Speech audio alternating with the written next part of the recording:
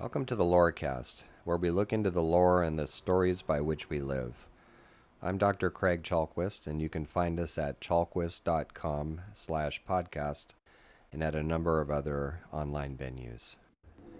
So I've been receiving some pretty positive feedback on a podcast I did recently about tech that simulates friendliness and friendly humans, like the Apple speakers that you tell them to do something and they go, mm-hmm. It's so annoying. You can't turn it off.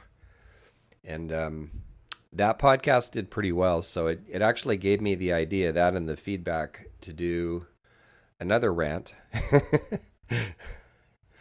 And this time I want to do it on the topic of what I think of as semi-conscious or unconscious management practices at work. And where this comes from is decades of frustration at various levels of the organization, but also a lot of experience managing people in different capacities. So what I'm hoping is that those kinds of people, management people, will give a listen to this and think about how they treat people, especially with regard to time. And I should mention that I have a video on demand that I'm selling called Concentrate Your Life that's about time management. And there's a piece in there about how to facilitate meetings. And that's somewhat relevant to what I'm going to talk about today, because I want to mention 3 different ways that management wastes our time and offer some alternatives. That's so part rant, part here's what you can do differently. And just a reminder that these podcasts are concerned with restoring and perhaps restoring how we do things, how we look at things, the stories that we tell ourselves about how to be with each other, what our work is, who we are in the world, and that kind of thing. And if you think about an informal motto for these podcasts, the one I tend to use is, it doesn't have to be this way. The 3 time-wasting management practices I'm going to talk about in this video are meetings. I can hear people cringing already. Meetings, micromanaging, that's worth 2 cringes, and secrecy, unnecessary secrecy. That's what we're going to talk about. And then we're going to talk about alternatives. So meetings, yay. If I had $10 for every meeting I shouldn't have been in, I'd be rich. You probably would be too.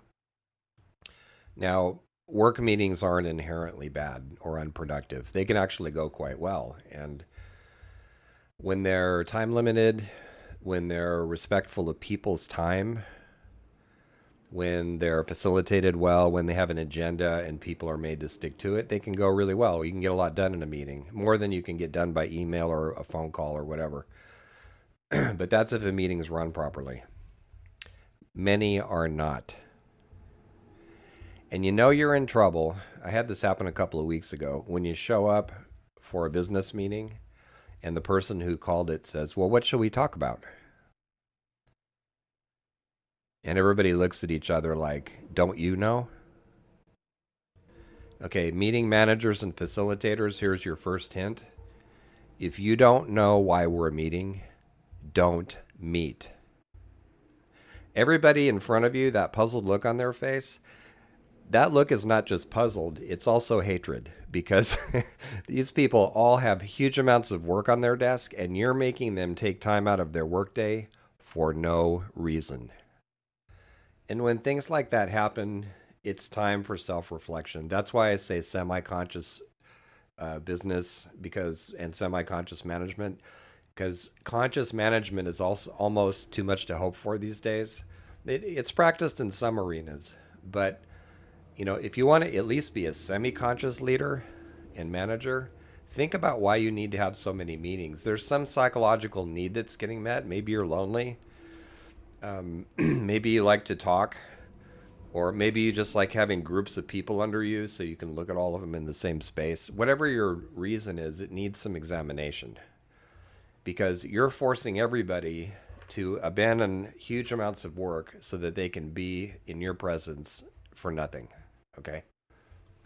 I have been in so many meetings like this I'm thinking of a meeting I was in when the Venom movies started coming out. And I don't even like the Venom movies, but there's a scene where the Eddie Brock character, played by Tom Hardy, is bound to a chair. He's been captured by bad guys. And this one meeting I'm thinking of in particular that was sort of the prototype for all bad meetings. It was called by the president of the school I was working at, and the sole purpose was for him to show off how much he knew about the school. So, 30 minutes into the meeting, he's still giving us a State of the Union address on stuff we already know. Everybody knows this. Everybody in the room knows all this stuff, and people are yawning and looking around the room, and he's got no sense of audience, or maybe he just doesn't care. And so I'm sitting in there, and usually I just walk out of meetings like that. But this was a situation where I couldn't. And I'm having these murderous fantasies. Like, I'm thinking of Eddie Brock strapped in the chair. And at one point, one of the bad guys is threatening him and saying, I'm going to cut your tongue out and all this. And so Eddie unexpectedly headbutts him. And then he makes this wonderful sound. He headbutts him and he goes, woo! And that's what I wanted to do. Get me out of here. And so I was patient and I waited and I had a talk with the president after the meeting, and it did zero good at all, right? I might even have not have done it. I even mentioned, because he was kind of a rational guy, or I like to think he was, that, there's a ton of research that sitting for more than 30 minutes starts encroaching on your health. And for an hour, it starts really getting problematic.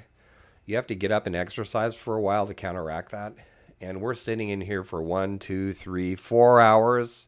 Wow. Not to mention what all the built up aggression on the inside is doing to your health as well, right? Mental and physical. So, what I will do sometimes in meetings, I try to start out politely and respectfully and gently, and then I amp it up a little bit as time gets wasted. So, I might begin by saying, I'm not really sure where we're going in this meeting or what we intend the outcome to be. Can someone clarify that for me? So that's at one end of my patience spectrum for unnecessary meetings that I already know I shouldn't be in. The other end is I'm leaving, call me when you make a decision. So for meeting managers and facilitators, just be aware of this and aware of the emotional impact. You're just killing morale when you do this stuff. So you really might want to listen to Concentrate Your Life, my video, because there's actually some step-by-step instructions for how to facilitate a meeting. And if you don't have time to listen to it because you yourself are in too many meetings that you shouldn't be in, here's a few hints. So first of all, have an agenda. Second, stick to it. Third, facilitate the meeting. Don't just let people ramble and rant, right? Fourth, interrupt them if they do. And there's polite ways of saying, I know what you're saying is important, but I'm noticing the time and we really need to stick to the agenda and get stuff done, right? Fifth, time limit the meeting so that it ends 10 minutes before the hour so people can take a break and do other things. And maybe the item that should come first is, do you really need to meet? Can it be something that can be settled by email or some other way? So if you do just those things, you will be in a state of semi-conscious meeting leadership. And, one other suggestion too. So in terms of what are called icebreakers, some of them are like cutesy things to get people talking and they're kind of dumb, and other ones are okay, they're kind of cool and all that. So what I don't recommend for an icebreaker is don't start the meeting by reading the mission and vision of the organization. And don't start with an icebreaker that sounds just contrived and made up for the occasion. It's not really hard to break the ice. You can, especially if it's after a break of some kind, you can you can welcome people to the meeting and say, hey, while we're waiting, anyone have anything happen over the break that was surprising or kind of silly or, and then people will talk about that stuff. Try to elicit something they're actually interested in talking about. I do it as simply as, like when I have online meetings of my own, sometimes I'll say, well, where in the world are all of you? Where are you geographically? I'm located in blah, blah, blah. and what's going on out there. And there's a surprising amount of lively conversation just about that, and that's not even a great icebreaker. If you want to push the edge a little bit, how about this for an icebreaker? Ask people, so what's the most absurd or boring meeting you were ever in, and what exactly made it go sideways? Another thing you can do is start with a clip from Monty Python's Meaning of Life, where they do a parody of an American business meeting, and especially stabbing at the self-importance of it. And one of the guys leading the meeting says, "Item 6 on the agenda, the meaning of life." Ted, I think you've had some thoughts about this. Yes, we've been looking at this, and it turns out it all breaks down into two things. Matter equals energy, and people are not wearing enough hats. And somebody goes, but enough for what purpose? And then it's just off, right? How many meetings have you sat in that sound like that? A business meeting that's not facilitated is like a boat with no rudder, and it won't go anywhere except in circles. Now, number 2, time waster, micromanaging. Micromanaging. As a young tech writer working for an insurance company, I was also a winner of several awards, cash awards, for thinking up innovative practices that save time. And there was this new system. Beware of new systems, especially if they haven't been tested. And this was a system where we would track our own work. And, nowadays, this was decades ago, but, nowadays they track it for you, right? Which is a whole other can of worms I won't get into, but involving trust issues. But in those days, there was a system that you had to log into, track your own work, say what you were doing, and this would take hours. I was spending at least a quarter of my time tracking my own work, which was just nonsense. And so I stopped doing it. And my manager at the time told me she had to write me up because I was failing to track my own work. And we had a whole conversation about the absurdity of it, but she said that she still had to write me up. So I gave notice. I was never going to work out in a place like that. And there was a piece of paper in my in tray on the day I was due to leave. And whoever had given me the piece of paper, it was a memo that apparently they didn't know I was leaving. And I had been selected to be on a committee to examine why there were so many committees. Wow. I thought it was a joke. I started asking people, are you messing with me? Because this is my last day. And it wasn't a joke. It was for real. I wish I still had a copy of it. There was another organization I was with for even less time. That was a long-term job I was just talking about, by the way. So this other organization, I had a really great manager. She was relational and conscientious and thoughtful, ran a good department. And in this department, I was doing technical writing for tech manuals, help manuals. So she got replaced by a guy who met with all of us individually and basically said, I'm going to lock this whole department down. It's way too free and easy for my taste. You're going to get your coffee off your desks in the morning because we have to keep up appearances and so on and so forth. And there was this whole list of edicts. And as soon as I heard this, I started thinking it's time for me to look for another job.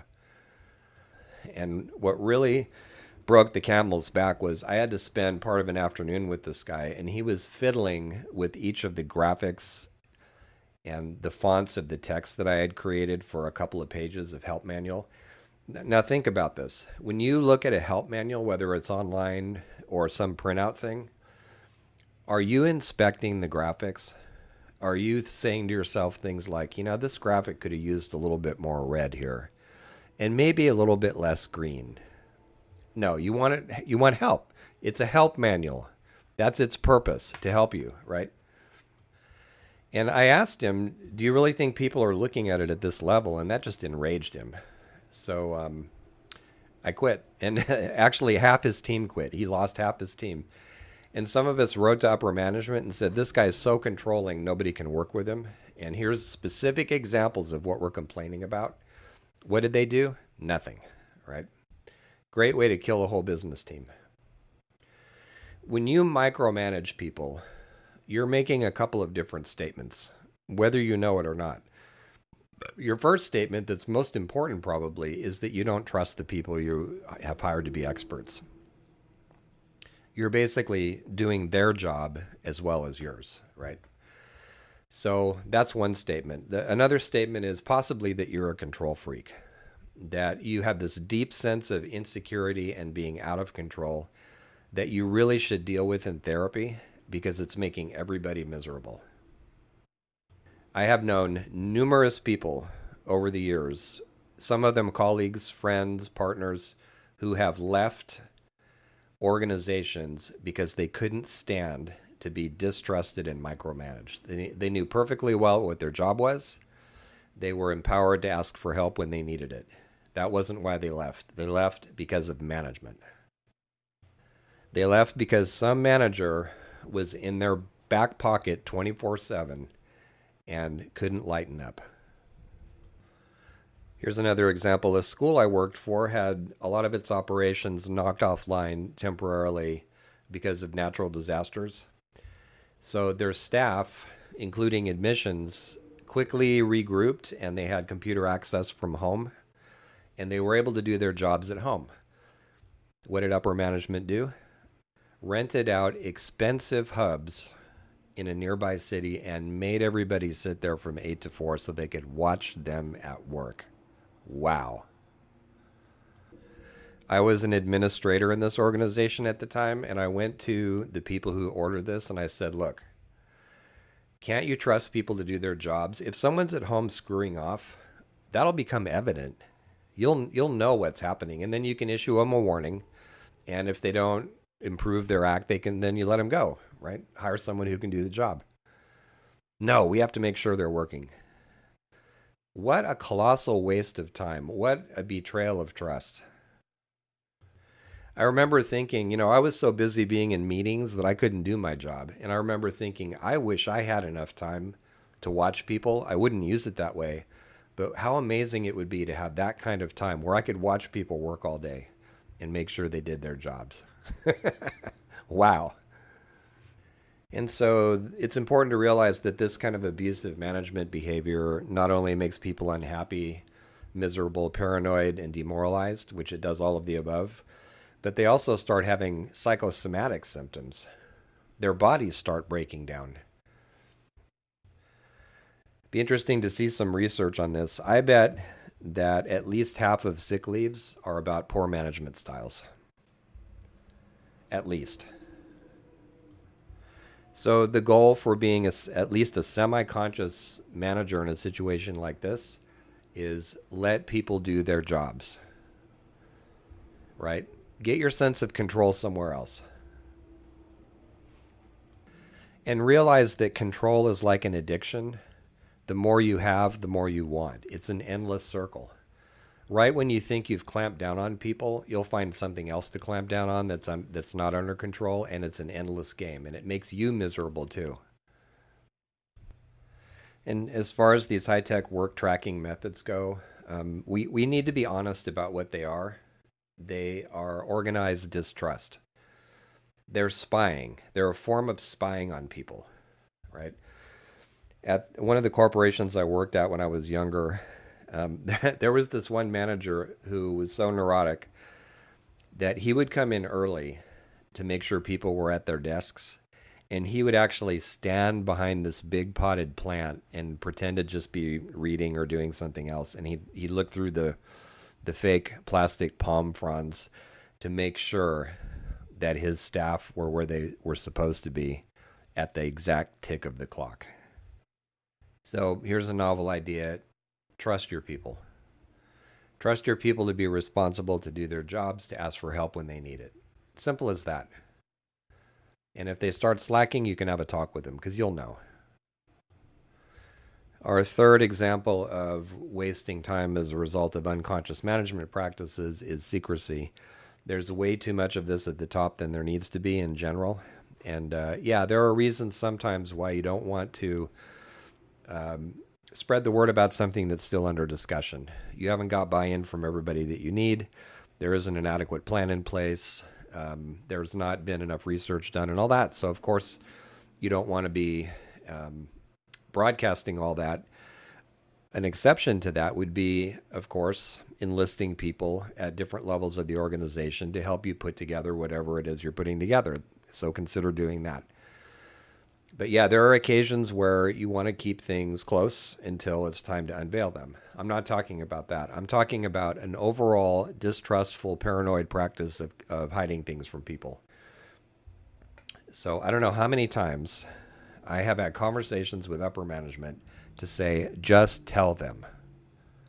Just tell them. Right? There was somebody hired into an executive level position at a school where I worked at, and he came in so beloved. He had everybody behind him. There was a big fanfare and celebration when he came, and it quickly became apparent that he didn't trust his own people. And he squandered all that goodwill in a matter of months. And after that, it was just hard going for everybody. And he was one of those people that a number of times I said, you need to rebuild trust. You need to tell them what we're doing. So in this example, secrecy, as in the other examples I've given, micromanaging and endless, badly facilitated meetings, there's a common thread here of lack of self-reflection. And in the case of secrecy, what are you really doing? You know, you really need to be honest with yourself about, is this a control tactic? Are you afraid of something? What's the reason for the secrecy? You want to be part of a little group? Like Freud handing out his little signet rings for his Wednesday night society of special psychoanalysts. What is it that you're doing? Because it not only squanders trust, but all of a sudden different parts of your organization stop knowing what other parts are doing, and then you have endless ball-ups that way. So I don't know how many times I've been in meetings where somebody says, or seen emails where somebody says, you know, if we had known this was going on, we would have changed course, or we would have done this or that, right? And I'm thinking of something that the business consultant Margaret Wheatley often says, which is that when there's major problems in an organization, it's often because the organization doesn't know how to talk to itself.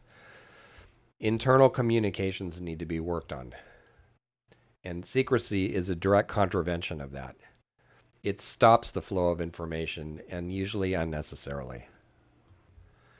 So to wrap up, I want to note that probably the majority of us who manage people, we want to be good at this. We want to manage people well. We want people to be happy and productive and into what they're doing. So here's a couple of more practices I would recommend to edge you up past semi-conscious management into maybe conscious management, or at least on the way. So we already covered a couple of them. You need to trust your people more. To do their jobs, to be responsible and all that. So that's one thing. The whole issue of meetings and whether you need them, right? Don't waste people's time. Be conscious of the fact that they're busy. It's amazing how many management people don't get that. And then stop with the secrecy when it's not necessary. Here's a couple of more things. Encourage innovation. And that doesn't mean listening to somebody's ideas and saying, yeah, that's really cool, and then ignoring them, right? It means giving them concrete resources so they can make it actually happen. Organizations are living entities that need to change and adapt. And if yours isn't changing and adapting, then it's on the way down that old entropic road where everybody winds up eventually who's not going anywhere. So it's important to be able to be open-minded when people present new ideas. They won't always be good ones, but sometimes they will be. They definitely will be, and you need to entertain them. Part of that includes seeing the potential in people, seeing where they could go and what they could become, and encouraging that as well. And you actually want them to see things and do things that you don't or can't or won't. What's the point of even having people work with you if they don't bring fresh perspectives, new practices, go in directions that never would have occurred to you? So it's necessary not just to make peace with that, but to actually revel in it. I love the moments as a manager when I say, that never would have occurred to me. That's brilliant. Let's do it. Here's another suggestion. Don't bug people on their time off. Unless it's urgent, don't bug them. let them have their time off. Do you know there's some countries in the world where it's illegal to actually email people during their time off, whether it's on the weekend or whenever they get time off? I mean, think about it. They need downtime. You need downtime. And a final suggestion, making peace with the fact that life matters more than work. If you get to the end of a busy life and you're looking back with regret, you won't look back and say, I wish I had been in more meetings. You're going to look back and say, I wish I had had richer relationships and more fun. So start doing that now and encourage other people to do it as well. Thank you.